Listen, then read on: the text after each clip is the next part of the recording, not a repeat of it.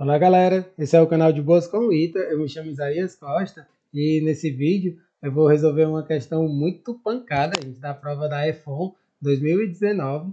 Com certeza foi uma das questões mais difíceis desse ano e eu estou aqui atendendo a pedidos.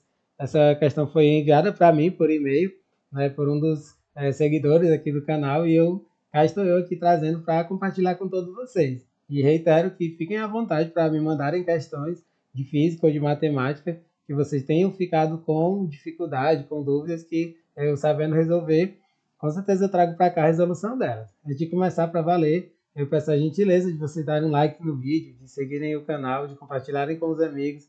Tudo isso ajuda demais o algoritmo do YouTube a reconhecer a relevância desse conteúdo e dessa maneira distribuir o vídeo para mais pessoas.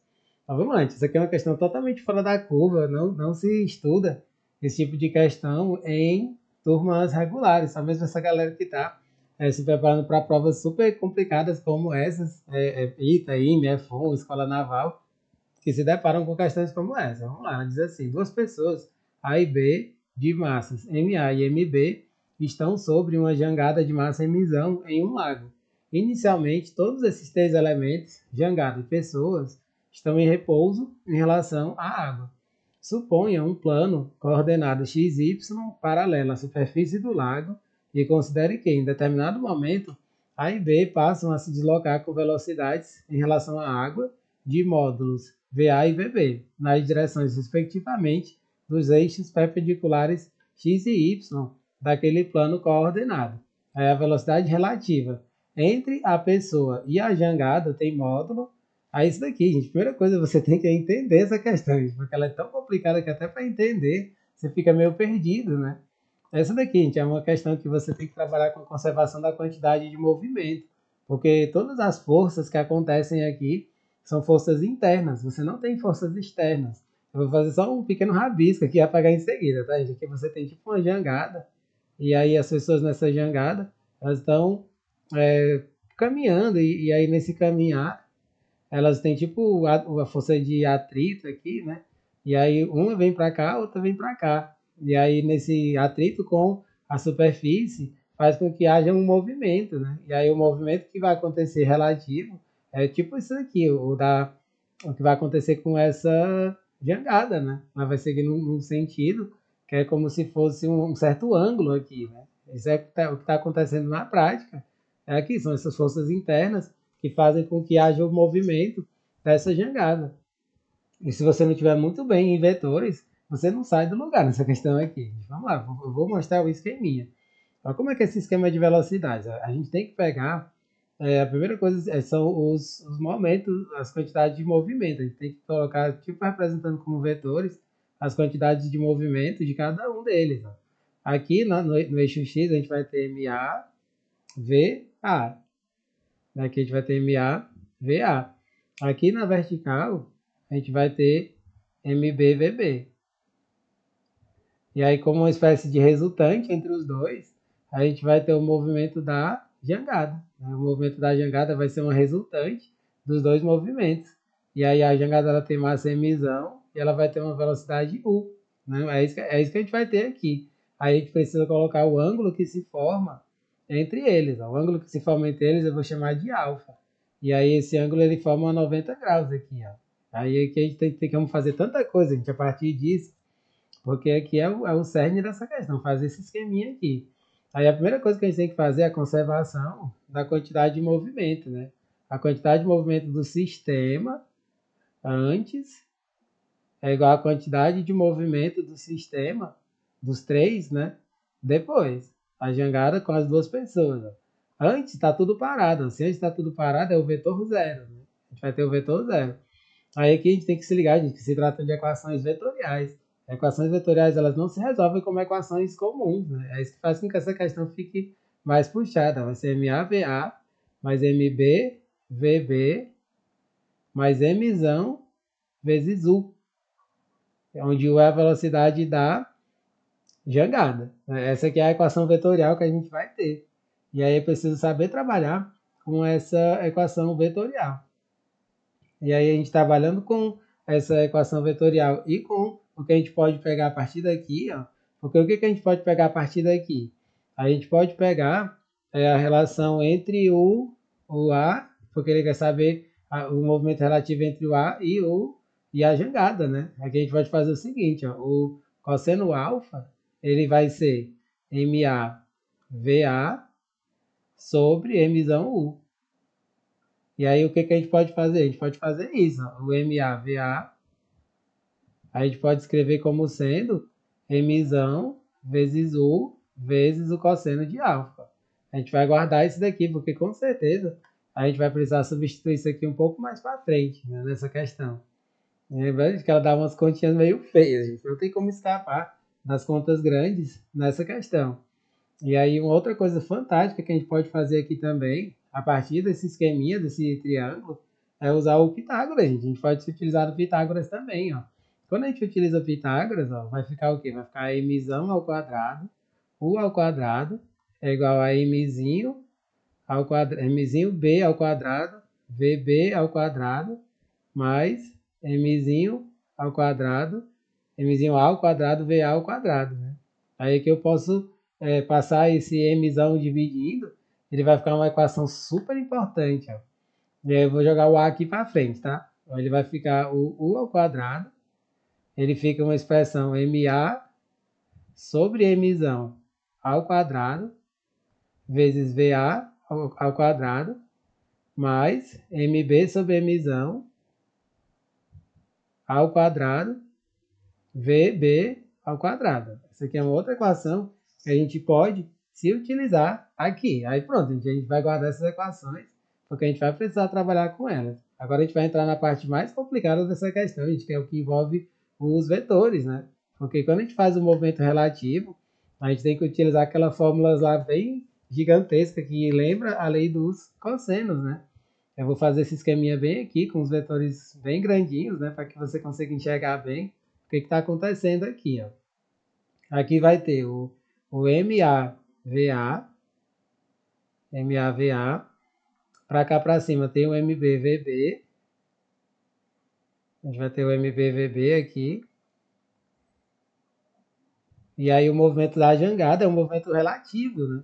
E aí o movimento relativo aqui da jangada, ele vai ser mais ou menos assim, ó, porque aqui a gente tem que ver o esquema, né? Eu vou fazer um pouquinho melhor aqui. Eu vou apagar aqui para poder fazer um pouquinho melhor esse esqueminha. Aqui eu tenho que fazer tipo assim, o contrabalançado desse vetor resultante aqui. Ó. Quando a gente faz esse vetor resultante, ele é tipo um sentido contrário, é um contrabalançado, né? É como se tivesse um vetor para cá, e aí vai ter o vetor no sentido contrário, né? E aí o mesmo módulo, só que no sentido contrário, vai ser o vetor da jangada, né? E aí esse aqui da jangada, ele quer saber a velocidade relativa, né? Aqui vai ser o e aqui é tipo menos U na realidade, né? Aí o U vai estar para cá, ó. O U vai ser esse vetor aqui. E ali para cima era como se fosse o menos U. E aí a gente tem que se ligar do ângulo que é formado, né? O ângulo que é formado aqui, eu posso pegar, por exemplo, aqui quando eu faço esse V aqui, eu posso passar esse VA aqui para a esquerda, né? Quando eu passo esse VA aqui para a esquerda, eu vou até baixar um pouquinho esse U aqui, para não ficar um por cima do outro. Eu vou botar o U bem aqui, e aí eu vou pegar esse VA e eu vou fazer tipo o contrabalançado dele para o lado oposto. Ó. Quando eu faço o contrabalançado dele para o lado oposto, ele pode ficar escrito como menos MAVA. E aí o que a gente tem que fazer? A velocidade relativa da jangada com ela, a gente tem que fazer aquela regrinha do paralelograma. A gente não tem para onde correr. Você tem que fazer a regrinha do paralelograma. Vou fazer o paralelograma aqui, para você ver como essa questão é super exigente, né? E a velocidade relativa vai ser esse vetorzinho bem aqui, gente. É esse o vetor que a questão está querendo, que ficou meio feio, né? Porque isso aqui é um esboço feito à mão livre, né? Mas o mais importante é você entender o que está acontecendo aqui, né? Essa daqui é a velocidade relativa, né? E a gente tem que se ligar do ângulo que é formado. Vou tentar fazer um pouquinho melhor, ficou meio feio essa seta. Vou tentar fazer um pouco mais retinha ela aqui, porque a mão livre nunca fica muito boa. Gente. Pronto, agora ficou um pouco melhor.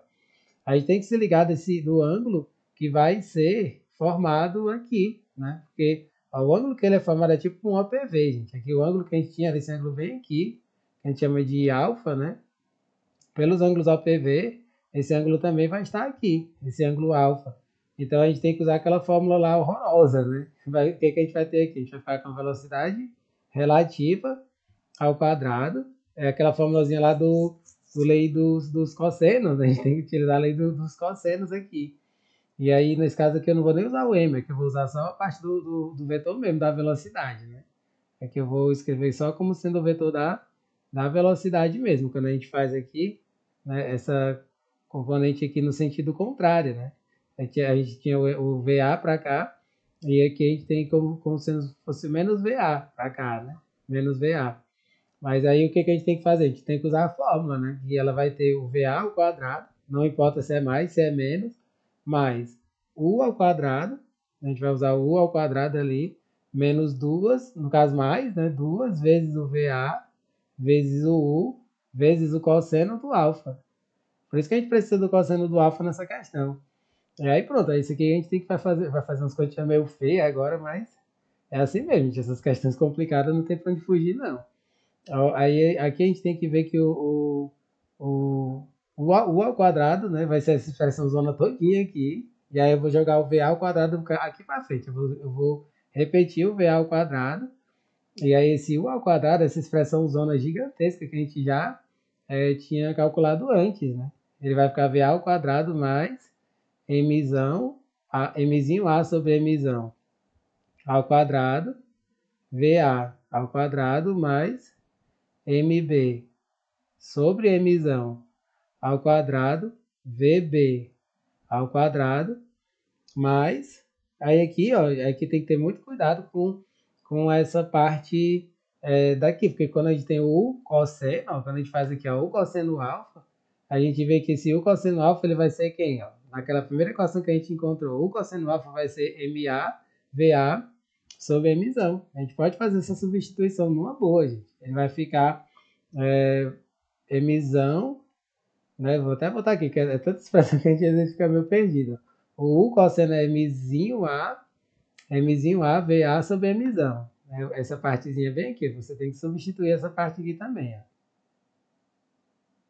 E aí é só você substituir. A gente repete aqui, ó, 2VA. Aí o U cosseno, ó, mais uma vez, voltando aqui, ó, o cosseno vai ser Mzinho VA sobre Mzão. Mzinho VA sobre Mzão. A gente vai substituir tudo isso. Pronto, aí agora a gente precisa ver que esse VA, né, esse VA, ele tem como a gente fazer tipo uma manipulaçãozinha aqui, né? E aqui é uma parte que tem que ter muito cuidado. A gente tem que isolar o VA ao quadrado, ele vai parecer tipo um produto notável, gente, quando a gente isola o VA ao quadrado. Ó, quando eu isolo aqui o VA ao quadrado sobre o M ao quadrado, né, eu posso fazer isso. Eu vou fazer tipo uma manipulação aqui. Ó. Eu vou isolar VA ao quadrado sobre Mzão ao quadrado.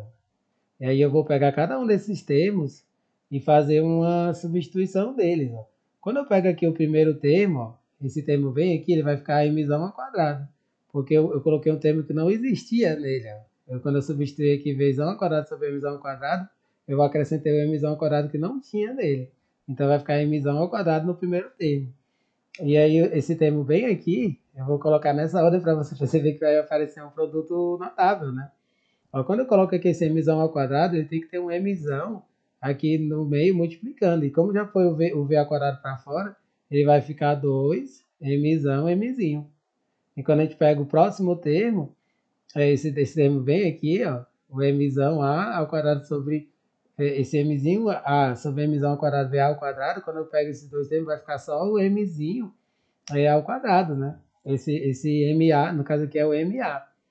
Né? Aqui a gente vai ficar com o MA, né? Aqui ficou faltando o MA nessa expressão. Aqui vai ficar o Mzinho MA mais MA ao quadrado. Né? Aí pronto, aqui vai ficar uma expressãozinha super bacana, que é um produto notável, né? E aí o termo que ficou aqui sobrando, né? O termo que ficou sozinho, digamos assim, é o MB ao quadrado sobre Mzão ao quadrado, VB ao quadrado. Essa aqui é uma questão com as contas horrorosas, né, gente? Mas olha só o que apareceu. Ó. Isso aqui, gente, é um produto notável, né? A gente pode escrever como sendo MA mais Mzão ao quadrado. Ó. Isso aqui é a mesma coisa que MA mais mzão ao quadrado. Aí que é só dar uma reorganizada nessa expressão que a gente vai chegar na nossa resposta. A velocidade relativa ao quadrado, ele vai ser VA ao quadrado sobre mzão ao quadrado, que multiplica mzinho A mais mzão ao quadrado mais mb ao quadrado sobre mzão ao quadrado VB ao quadrado. Aí aqui, ó, você vê que pode colocar 1 sobre mzão ao quadrado em evidência, e quando você tira a raiz, ele vai passar para o lado de fora, né? E aí, passando para o lado de fora, aí chega finalmente na nossa resposta. Vai ficar 1 sobre mzão, e aí vezes essa raiz aqui gigantesca, né? E aí nessa raiz a gente vai ficar com MA mais mzão ao quadrado, VA ao quadrado, mais MB, MB, VB ao quadrado. Porque aqui ele fez tipo essa manipulação para poder a gente chegar exatamente na resposta. Esse MB ao quadrado, VB ao quadrado, eu posso jogar tudo dentro de um parêntese, como MB, VB ao quadrado. E aí, se a gente for olhar os itens, né? Um dos itens ele mostra exatamente isso daqui, gente. Olha só, se a gente olhar os itens, a gente vê que vai ser o item B, né? O item B de bola ele mostra exatamente o que a gente encontrou. Aí você vê que essa questão está absolutamente fora da curva, né? Gente, é uma questão que ela trabalha com vetores no nível hiper mega hard, né? Você tem que estar muito por dentro dessa parte vetorial, senão você não consegue desenrolar essa questão. Eu espero que vocês aí com muito esforço, né? Com muito, assim, pifando aí muitos neurônios, tenham conseguido entender a resolução dessa questão, né? Tentem refazer. Esse é o tipo de questão que vale muito a pena você, depois de ter visto essa resolução, tentar resolver toda de novo, sozinho, sem ver o passo a passo, para que você consiga entender bem como que desenvolve até chegar nesse resultado aqui. Isso aqui é uma questão realmente super exigente e eu quis muito trazer para contribuir com todos vocês. Espero que vocês tenham entendido todo o passo a passo dela. Não deixem de dar um joinha no vídeo, compartilharem com os amigos e acompanhar os próximos vídeos que forem chegando. Valeu, galera!